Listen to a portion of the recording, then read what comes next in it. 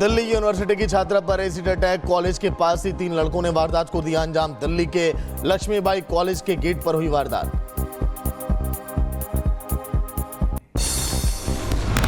ईशान, अरमान और जितेंद्र ने किया एसिड अटैक। लड़की के दोनों हाथ झुलस गए। आरएमएल अस्पताल में चल रहा इलाज।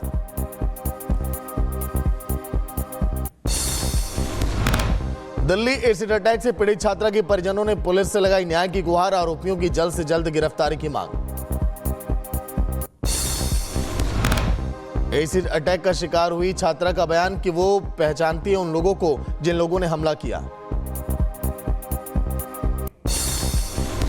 पहले भी आपको छेड़ते थे? ठीक है, सरकार से क्या डिमांड है? हमको अरेस्ट करें। जस्टिस मिलना चाहिए। एसिड अटैक की तस्वीरें हम आपको दिखा, लेकिन जम्मू कश्मीर के आरएसपुरा सेक्टर में बीएसएफ का एक्शन। मार गिराया गया पाकिस्तानी ड्रोन। 5 किलो हेरोइन बरामद। 25 करोड़ से ज्यादा इसकी कीमत बताई गई।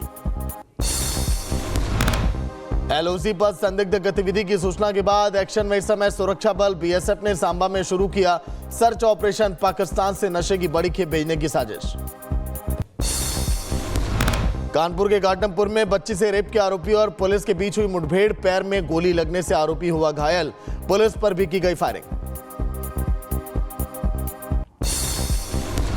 उन्नाव में जमीन मकान बंटवारे को लेकर भाई भाई में खूनी संघर्ष। हमले का लाइव वीडियो आया सामने। महिला सहित 6 लोग वहां गंभीर रूप से घायल।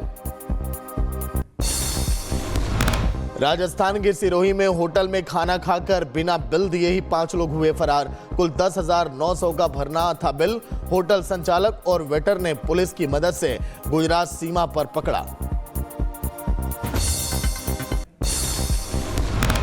अलीगढ़ मुस्लिम यूनिवर्सिटी में 11वीं के छात्र पर हमला। जबरन कलमा पढ़वाने की चर्चा से मचा हड़कंप। तमंचे के बट से छात्र का फोड़ा सिर।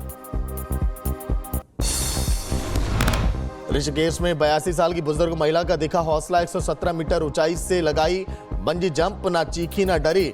सोशल मीडिया पर लोग कर रहे हैं जज्बे की सलाम। राजस्थान की बीकानेर में स्पेन की पर्यटक का अनोखा सफर। मोनिका आउट गाड़ी से पुष्कर से बीकानेर पहुंची। 20 दिन का रहा सफर। राजस्थानी संस्कृति और देशी खाने से हुई बेहद प्रभावित।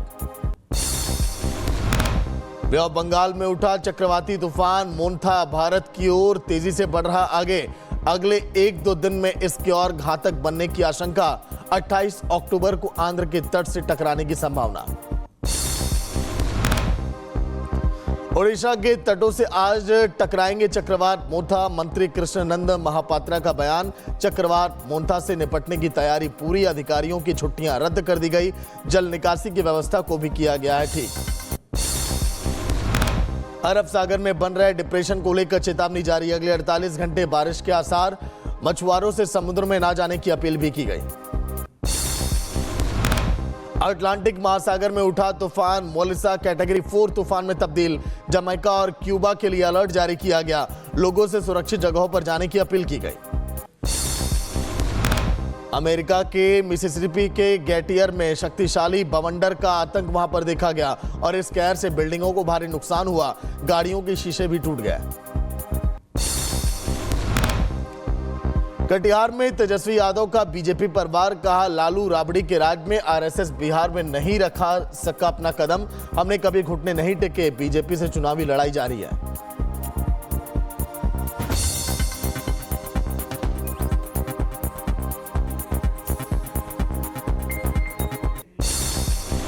सरकार थी, लालू जी राबड़ी जी बिहार के मुख्यमंत्री थी, तो ये आरएसएस वालों की हिम्मत नहीं थी कि बिहार में आकर के दंगा फसाद और भाई भाई को लड़ाने का काम करें। बिहार बीजेपी अध्यक्ष दिलीप जायसवाल ने एक बार फिर तेजस्वी यादव पर बोला हमला और वक्फ कानून को लेकर भी तेजस्वी को कटघरे में खड़ा किया। तेजस्वी यादव राहुल गांधी के जुमलेबाजी में पड़ने वाला नहीं है और मतदाता ने मन बना लिया है कि एनडीए की सरकार 2/3 बहुमत से बनेगी। तेजस्वी यादव राहुल गांधी के जुमलेबाजी में पड़ने वाला नहीं है और मतदाता ने मन बना लिया है कि एनडीए की सरकार 2/3 बहुमत से बनेगी। तेजस्वी यादव राहुल गांधी के जुमलेबाजी में पड़ने वाला नहीं है और मतदाता ने मन बना लिया है कि एनडीए की सरकार 2/3 बहुमत से बनेगी।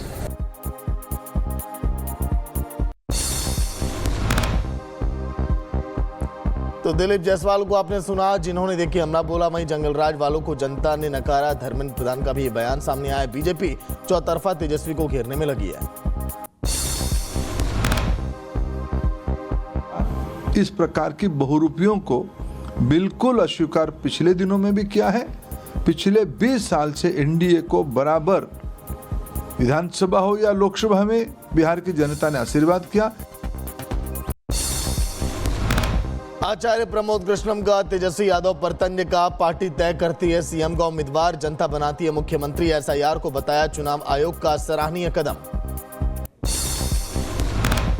ये भूल चुके हैं कि मुख्यमंत्री जनता बनाती है, मुख्यमंत्री का कैंडिडेट पार्टियां बनाती हैं।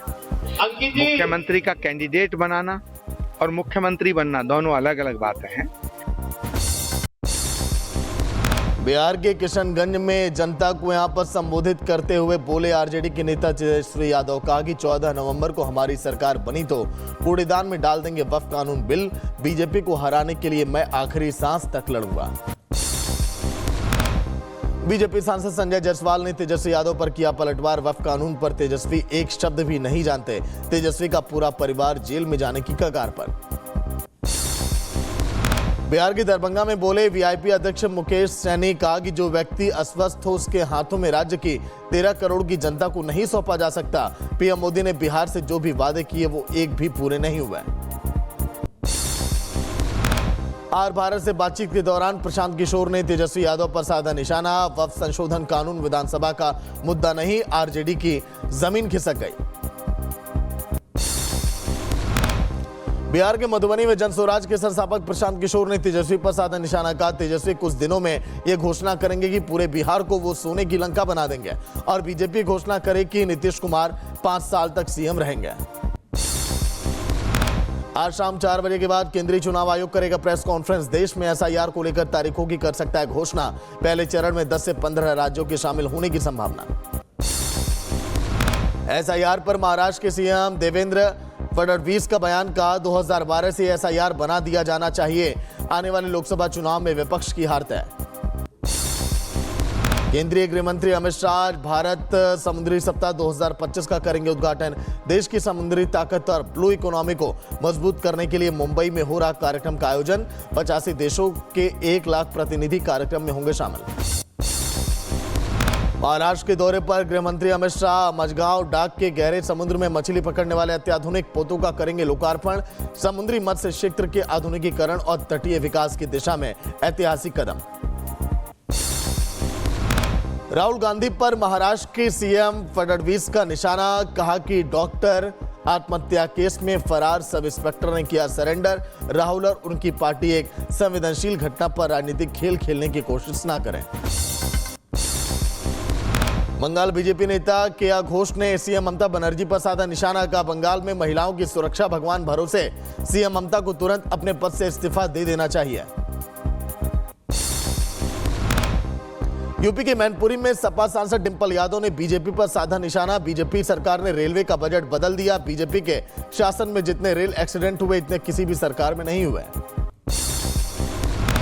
राजस्थान के जयपुर में मंत्री किरोड़ी लाल मीणा की सख्ती, मृतक का शव न देने पर दुर्लभ जी अस्पताल पहुंचे किरोड़ी लाल मीणा। परिजनों को मिला शव, अस्पताल ने लौटाए 5,75,000 रुपए। सीएम धामी के प्रयासों से मनसा देवी क्षेत्र के संरक्षण को मिली मंजूरी। मंदिर के लिए पैदल मार्ग और पहाड़ी के ट्रीटमेंट के लिए 1.5 करोड़ से अधिक की राशि केंद्र की सरकार ने की मंजूर। नेशनल वाइल्ड लाइफ बोर्ड ने योजना को दी है मंजूरी। कर्नाटक के खाद्य मंत्री के एच मुनियप्पा समर्थकों ने मुनियप्पा को अगले सीएम बनाने के पक्ष में लगाए नारे। मुनियप्पा ने समर्थकों से नारेबाजी न करने की अपील की। मीडिया से कहा सिद्धरामैया ही 5 साल के लिए बने रहेंगे सीएम। 22वें आसियान इंडिया समिट में बोले पीएम मोदी, 21वीं सदी भारत और आसियान की सदी। भारत हर आपदा में आसियान देशों के साथ। मलेशिया में बोले अमेरिकी राष्ट्रपति ट्रंप, कहा कि मैं हर महीने एक युद्ध रुकवाता हूं। पाकिस्तान और अफगानिस्तान के बीच चल रहा संघर्ष भी जल्द होगा खत्म। जो काम संयुक्त राष्ट्र को करना चाहिए वो मुझे करना पड़ रहा है।